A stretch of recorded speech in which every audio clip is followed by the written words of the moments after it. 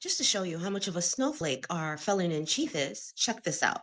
Democrats in front of me, and I realize there is absolutely nothing I can say to make them happy or to make them stand or smile or applaud. Nothing I can do. I could find a cure to the most devastating disease, a disease that would wipe out entire nations, or announce the answers to the greatest economy in history, or the stoppage of crime to the lowest levels ever recorded. And these people sitting right here will not clap, will not stand, and certainly will not cheer for these astronomical achievements. They won't do it, no matter what. Five times I've been up here. It's very sad, and it just shouldn't be this way. So you took time out of the State of the Union address to whine about how the Democrats aren't clapping for you? You that much of a snowflake? Do you need more validation? You have the highest office in the land. You are the President of the United States, unfortunately. Yet you still need validation? You need people to love you? It'll never be good enough.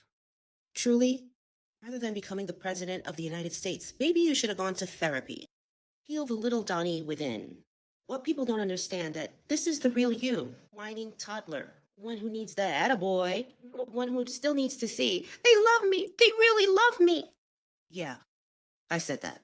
Because in no way, shape, or form this man should be the President of the United States.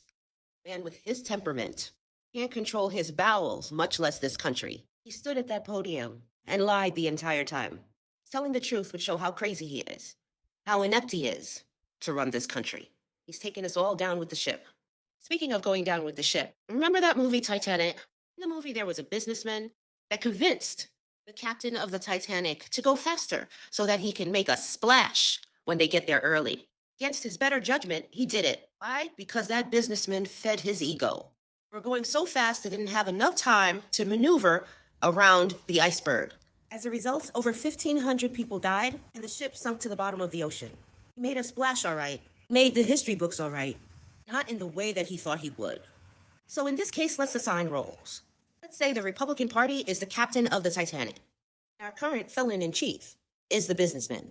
The businessman is convincing the captain he knows what's best for the ship, though he has no experience actually sailing the ship. He knows better than the actual captain.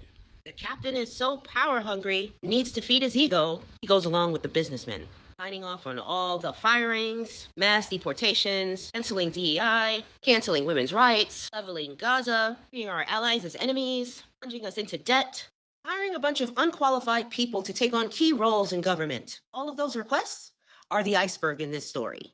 Because the captain, which is the Republican Party, so quick to sign off on everything and agree to everything the businessman is requesting, you're not seeing the big iceberg ahead. In this story, the Titanic, the ship, is the American people. Our captain, the Republican Party at this point, is letting the businessman with no experience sailing a ship tell him what to do. And following him, he smashes the ship, the American people, into the iceberg. Now we're all drowning. Meanwhile, the businessman, with his rich business friends, the only lifeboats off the Titanic, they paddle their way to safety while watching the rest of us drown and freeze to death. For the promise of power. Get it now? So blinded by power and ego, following a man with no experience, the promise of power. This businessman has a history of destroying everything that he touches. Just so you know, Republicans, the captain went down with the Titanic. In essence, you let the party die. Took the rest of us with you.